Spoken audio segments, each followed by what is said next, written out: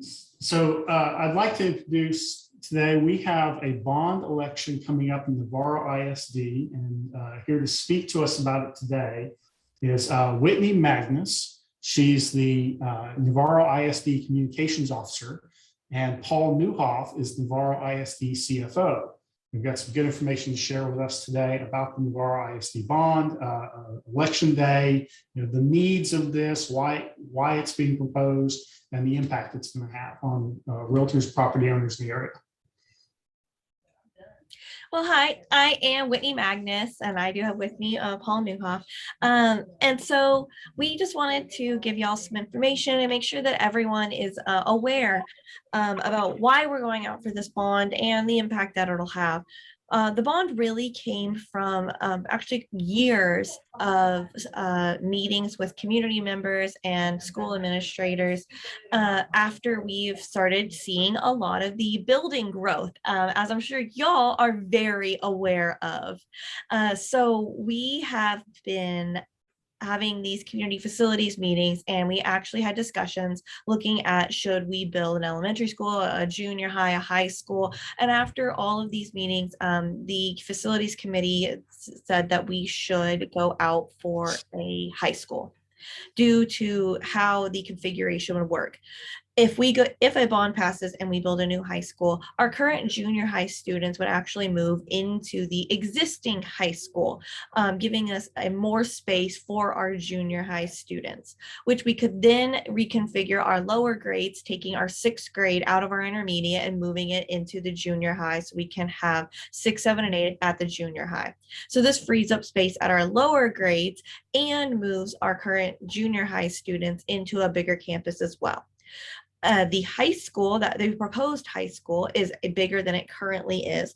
Our current high school capacity numbers says that it would hold 650 students. Well, our current enrollment at our high school as of the end of September was 640 students. If you walk into our high school today while classes are going on, you feel that it is packed. If you come during a lunch period, it is packed. We have 3 lunch periods, and you can come in and see that our cafeterias are full during each of those times, as well as our cafeterias at our lower grades as well. So when you feel the growth in the students that we currently have, we are operating close to capacity, and that does align with our enrollment and our capacity numbers. As our end of September numbers for our elementary, they say that our elementary could currently hold 700 students, and we have 566. Our intermediate can also hold 700 students because it is our newest building and was planned to hold some of the growth that we were expecting when that building was completed. So our current enrollment is 457 at our intermediate. Our junior high facilities can currently hold 450 students, and we have 323. And like I stated, our high school can hold 650 students, and we have 640 students. A lot of that doesn't take into account that especially our junior high and our ag facilities are actually separate buildings, so they are not covered when it's raining. So that is something we would also like to address with the proposed bond, would alleviate that and have all of our high school facilities under one roof, and also move our junior high under one roof, so that not only for the weather, but for safety and security purposes, having everyone in an enclosed building does just have an overall different feel than what we currently have. So that's some of the big reasons that we have gone out for this bond, is to address that growth. Because as I'm sure y'all are very aware, we have 23 new housing developments that are currently slated that are being worked on, and that doesn't even include the projected ones. When we had our in March, we had Templeton do a demographic study, and that is posted on our website showing what he looks like with projected housing growth that was a conservative level and a larger level. So even looking at the conservative numbers of 250 to 350 homes per year, he is thinking that we will be over capacity next school year at the high school. And very shortly after, we will be over capacity at our elementary school. So that is another reason that we have added an elementary school as part of the bond package. While it would not be the immediate priority, this bond package would allow us to secure the land and build a second elementary school when that does become the need. This bond proposal also encompasses more buses because if you have any children in our district that are involved in extracurriculars, you know that busing is they're a very exclusive thing, and we are constantly negotiating who gets buses when. So this bond does allow us to have new buses as well.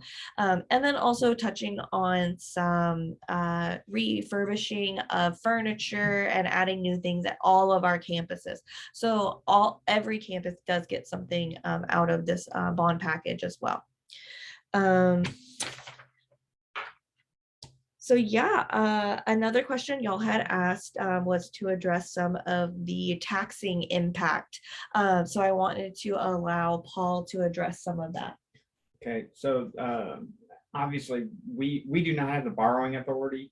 We're asking for $160 million. Our tax rate would not allow us to borrow that much up front. So this is going to be done over in phases as we move forward, which is part of the reason we're not planning on needing that elementary and starting to build that elementary for 3 or 4 years.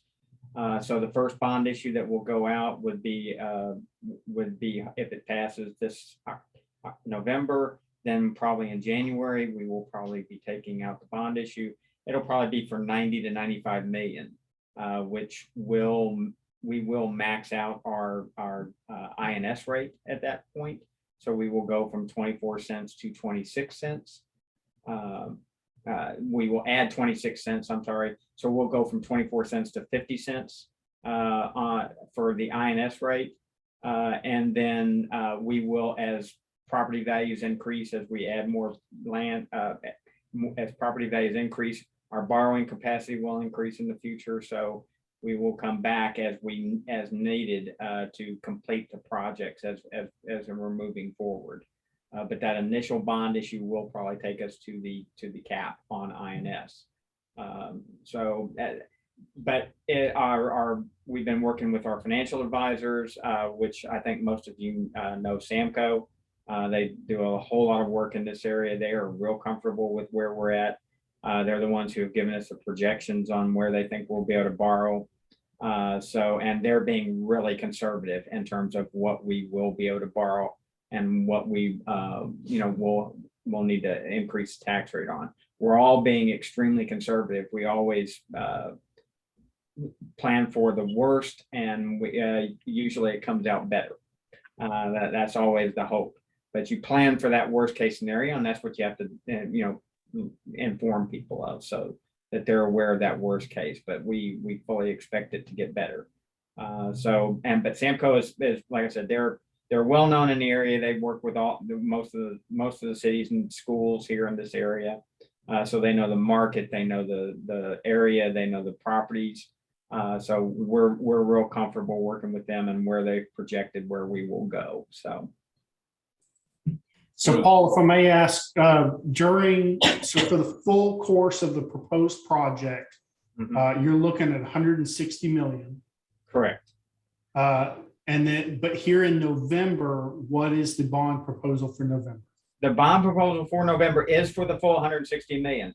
The idea is we don't want to keep having to come back to the voters every year, which is almost what we would have to do if we wanted to really see this project. What we know is going to come in terms of growth and what we need to do for the next, at least in the next 5 years, that will hold us over for hopefully, hopefully 5-10 years. But we're trying to plan and keep moving forward. But the more houses move in, the more people move in, the more kids move in. We're in 10 years, few years after that, we may be looking at something else, depending on what the actual demographics start showing up. We're trying to plan that something that will last for an extended period of time. And the current high school has lasted, when did the current high school? 2008, I believe. 2008. So yeah, we think the current high school, we have to check, but current high school 2008, and they planned and it has held up well.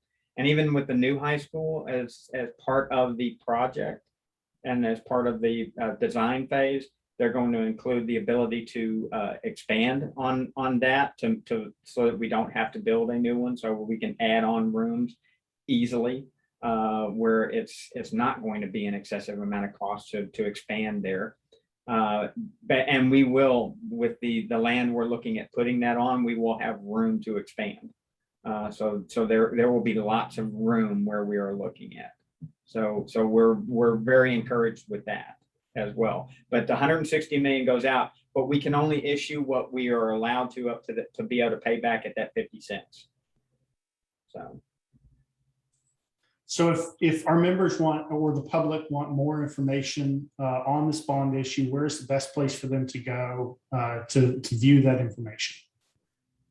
So we do have everything available here at central office. We have the actual bond election that was called. We have handouts, and then of course they can also meet with one of us in order to get some more personal information and answered. We are available by email. We really want to be having these meetings in person if at all possible, because we know that social media is not the best place to have informational discussions.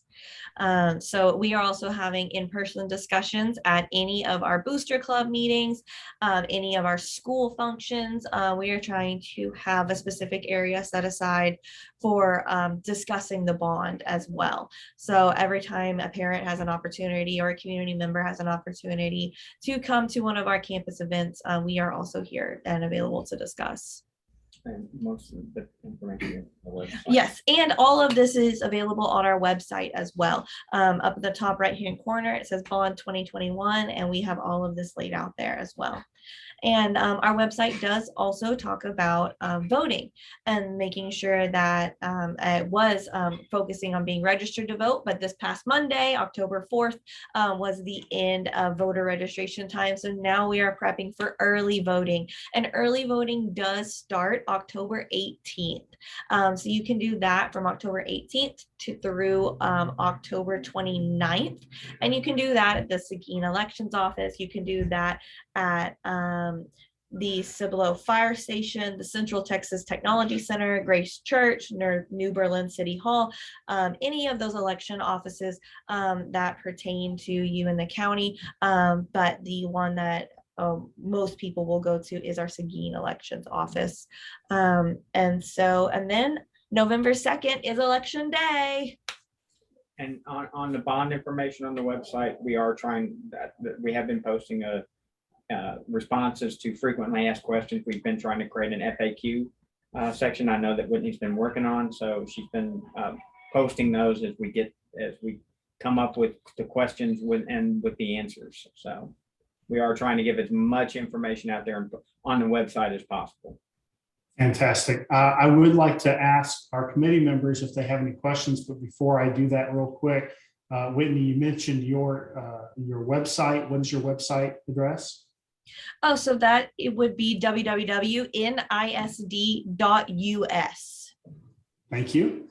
And your committee members have any questions? This is Jim Price. Yes, I have a question about the growth in the area, which has been great. And you guys are doing a great job out there, but the traffic seems to be more and more of a problem. I know TxDOT is doing some work out there, but what do you see as a long-term change or solution to the traffic out there? Well, that is going to be part of the idea with the new high school, where it's going to be located. We're actually planning on a new road that will allow that will separate. Basically, it's going to be a separate location from where the intermediate and the junior high and the elementary are now. So we're hoping and expecting that alleviating that high school traffic from that area, because that high school, the new high school, will have its own road access road where people will be able to get into it. And so with that, that should alleviate some of the traffic problems we've got up there. And I believe we're even having discussions with TxDOT about if there's a place where we can have a light on one of those areas. So again, trying to help traffic, trying to keep it as safe as possible. Right. Yes, so the proposed high school land for the proposed high school is actually behind the current Pulse Farm. If you know where that is, off of Link Road. So it's that tract of land and off of 123, not Link Road. And what we would do is extend Link Road all the way to 123, as well as create a curve around the current Pulse Farm that would connect with Timmerman. And because Timmerman goes all the way through, TxDOT says that they could put in a light there. So that is how we could have a controlled stop, as well as another access to 123, just to give some more protection for our high school students, because we are aware that accidents happen a lot on 123, and we want to do what we can to prevent that.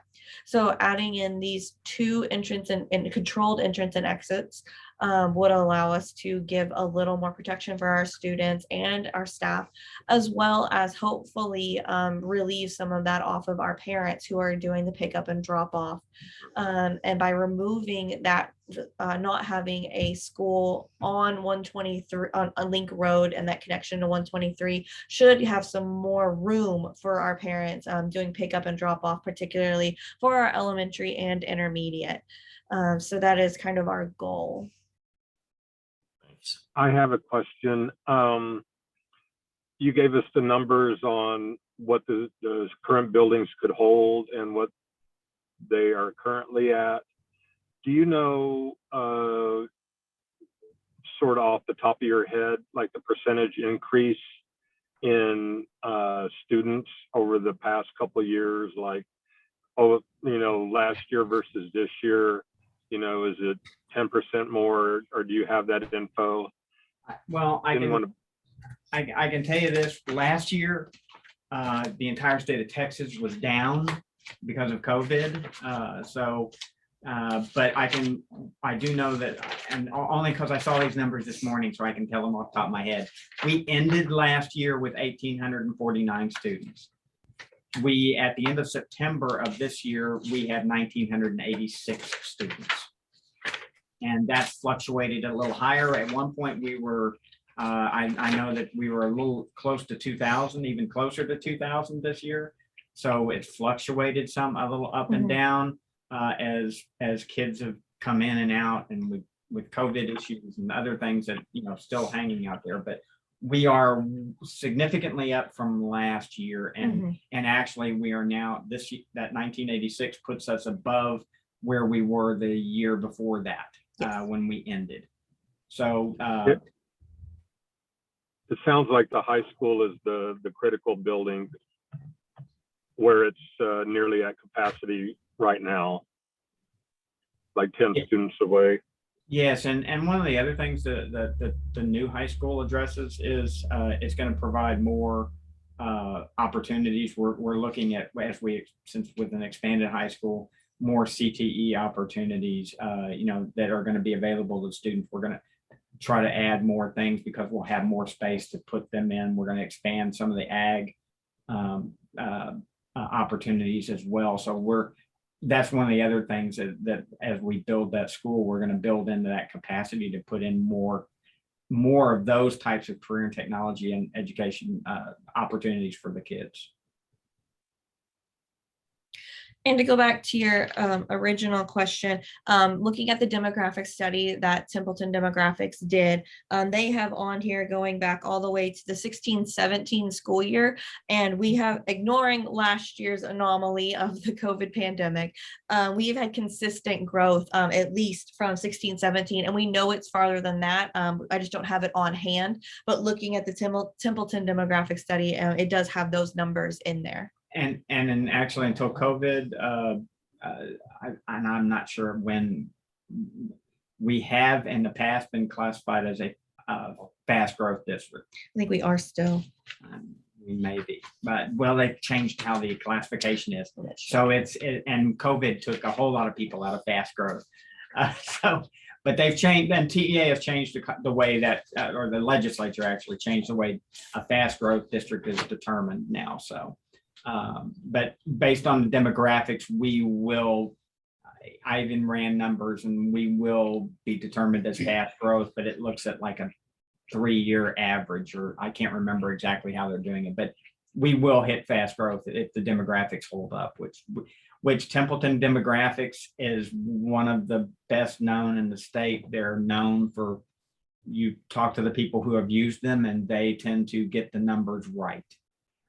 So we are very comfortable that they are probably giving us really good numbers to work with. So Paul, the hard question on the table, what will be the property tax impact per homeowner, let's say? Hang on. So that's for the approximation of 250. Okay. Mhm. Well, okay, I mean, it's not going to be a small thing. It will be on a $250,000 house. It would probably be up to $42, a little over $42 a month. If both propositions pass. If both propositions pass.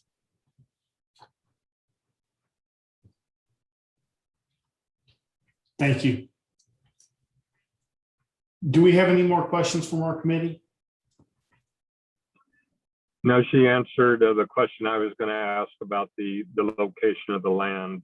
Yeah. I had heard something and I was just going to confirm it up, but that was answered. Whitney, Paul, thank you for your time today. Do you have any more information to share for us? Anything you think our community or members would find interesting you have not already shared today?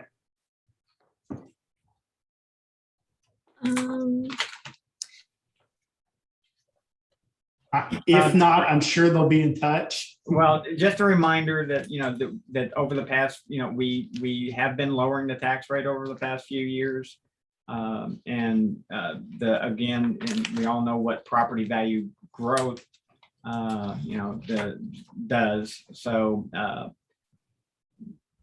and one of the big things I think is that one of the big drawing points to some of this, to what we're seeing this growth, is the quality that Navarro provides, the quality school that Navarro provides out here.